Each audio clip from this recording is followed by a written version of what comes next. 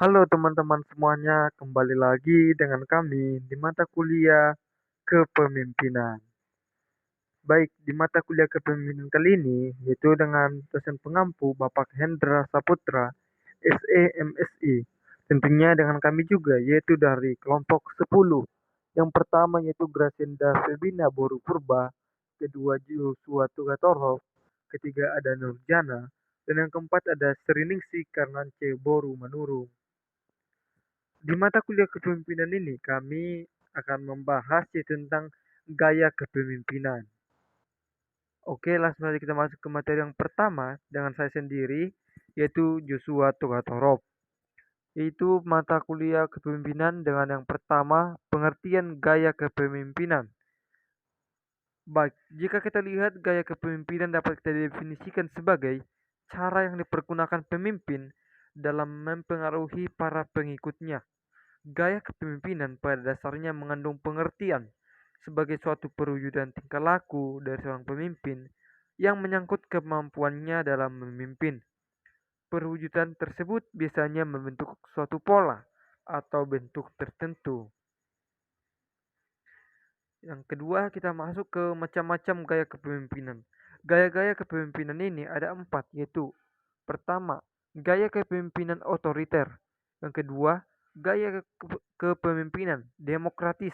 Yang ketiga, gaya kepemimpinan partisipatif. Dan yang terakhir yaitu gaya kepemimpinan delegatif. Oke teman-teman, itulah dari saya Joshua Togatoro dan akan dilanjutkan oleh teman saya. Perkenalkan, nama saya Graciana Femina Purba.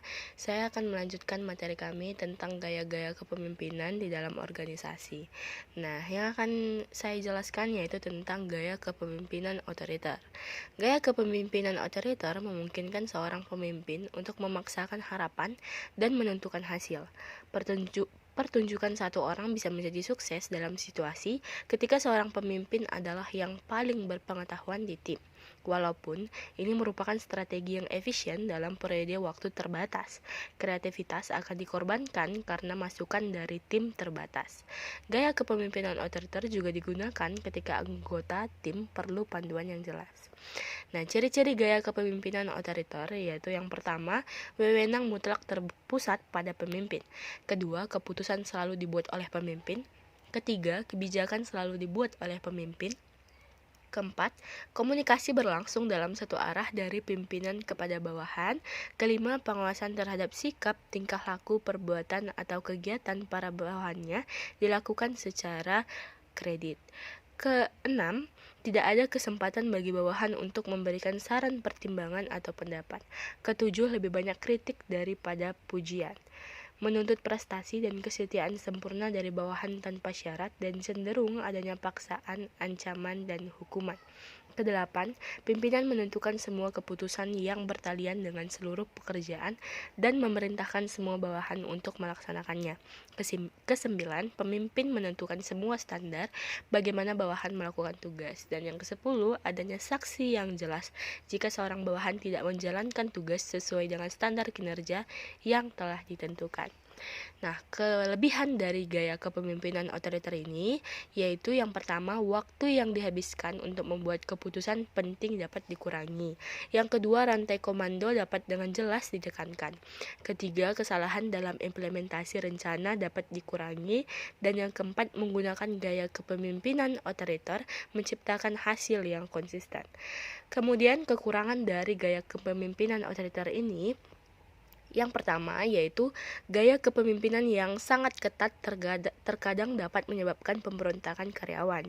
Kedua, ini membunuh kreativitas dan inovasi karyawan. Ketiga, ini mengurangi sinergi dan kolaborasi grup. Keempat, masukan kelompok berkurang secara dramatis. Dan yang kelima, kepemimpinan otoriter meningkatkan tingkat keluar masuk karyawan. Nah, demikian materi yang dapat saya sampaikan. Selanjutnya akan dijelaskan oleh Saudari Nurjana. Terima kasih.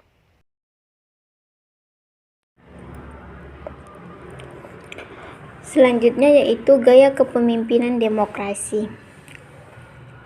Gaya kepemimpinan demokrasi yaitu gaya yang pemimpin memberikan wewenang secara luas kepada para bawahannya. Gaya pemimpin demokrasi sifatnya tangan terbuka, yaitu menerima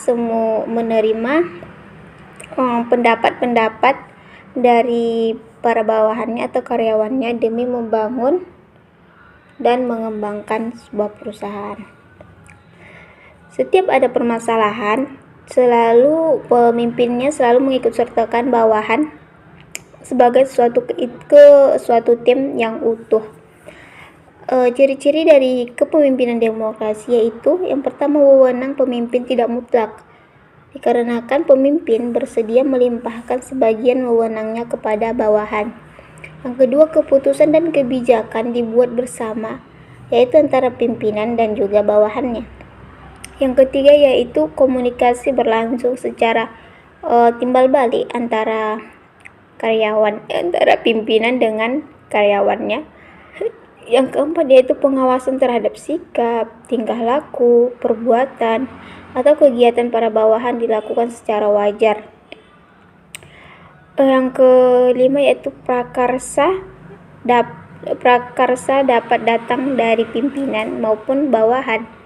Yang keenam yaitu banyak kesempatan bagi bawahan untuk menyampaikan saran, pertimbangan, atau pendapat. Yang ketujuh yaitu tugas kepada bawahan diberikan dengan lebih bersifat permintaan daripada perintah atau instruksi. Yang kedelapan yaitu pimpinan memperhatikan dalam bersikap, bertindak, adanya saling percaya, saling menghormati. Adapun kelebihan dan kelemahan dari gaya kepemimpinan demokrasi yaitu dari kelebihan.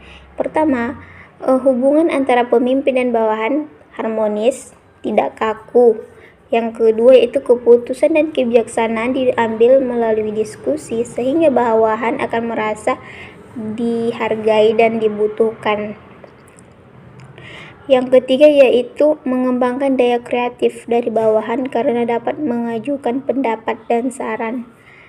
Yang keempat, bawahan akan merasa percaya diri dan nyaman sehingga bisa mengeluarkan kemampuan terbaiknya untuk menyelesaikan tugas yang diberikan. Yang kelima yaitu bawahan akan merasa bersemangat karena merasa diperhatikan. Yang keenam yaitu tidak mudah lahir kubu atau oposisi karena pemimpin dan bawahan sejalan. Adapun kekurangan dari kepemimpinan demokrasi yang pertama yaitu proses pengambilan keputusan akan berlangsung sangat lama karena diambil secara musyawarah. Yang kedua yaitu sulit dalam pencapaian kata mufakat karena pendapat setiap orang jelas berbeda-beda dan demi membangun sebuah perusahaan. Yang ketiga yaitu akan memicu konflik apabila keputusan yang diambil tidak sesuai dan apabila ego masing-masing anggota tinggi.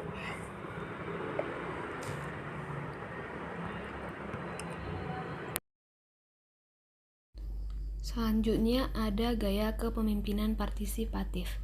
Gaya kepemimpinan partisipatif berakar pada teori demokrasi, yaitu melibatkan anggota tim dalam pengambilan keputusan. Adapun yang menjadi ciri-cirinya, pemimpin dan bawahan terlibat dalam pengambilan keputusan. Kemudian, pemimpin memberi keleluasaan bawahan untuk melaksanakan pekerjaan. Kemudian, hubungan bawahan dan pemimpin terjalin dengan baik. Motivasi yang diberikan kepada bawahan tidak hanya didasarkan atas tugas-tugas organisasi. Yang menjadi kelebihan gaya partisipatif, pertama, meningkatkan motivasi karyawan dan kepuasan kerja. Kemudian mendorong penggunaan kreativitas karyawan, membantu terciptanya tim yang kuat, produktivitas tingkat tinggi dapat dicapai. Kekurangan dari gaya ini ialah proses pengambilan keputusan memakan waktu yang lama. Pemimpin memiliki kemampuan tinggi untuk meminta maaf kepada karyawan. Kegagalan komunikasi terkadang bisa terjadi. Kemudian, masalah keamanan dapat muncul karena transparansi dalam berbagai informasi. Keputusan yang buruk dapat dibuat jika karyawan tidak terampil. Selanjutnya ada gaya kepemimpinan delegatif. Gaya kepemimpinan delegatif berfokus pada pendelegasian inisiatif kepada anggota tim dengan tujuan tim berkompeten, bertanggung jawab, dan lebih suka terlibat dalam pekerjaan individu. Ciri-cirinya yang pertama, bawahan dapat mengambil keputusan dengan bebas. Pemimpin tidak peduli cara bawahan dalam mengambil keputusan. Kemudian, pemimpin menginginkan agar bawahannya bisa mengendalikan diri sendiri dalam menyelesaikan pekerjaannya. Kemudian, pemimpin tidak membuat peraturan-peraturan baku.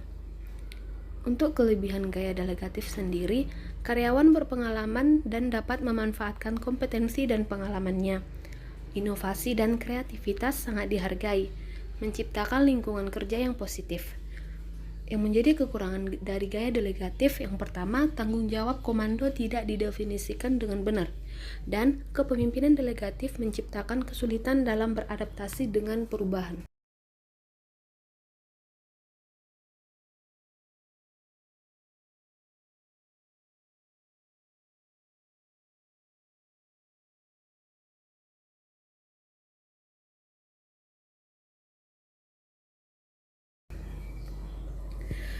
Jadi, untuk kesimpulan materi ini ialah kepemimpinan atau leadership adalah segala upaya yang dilakukan seseorang, dalam hal ini sebagai pemimpin, untuk memengaruhi orang lain dengan cara memberdayakannya, mengarahkan untuk mewujudkan suatu tujuan bersama.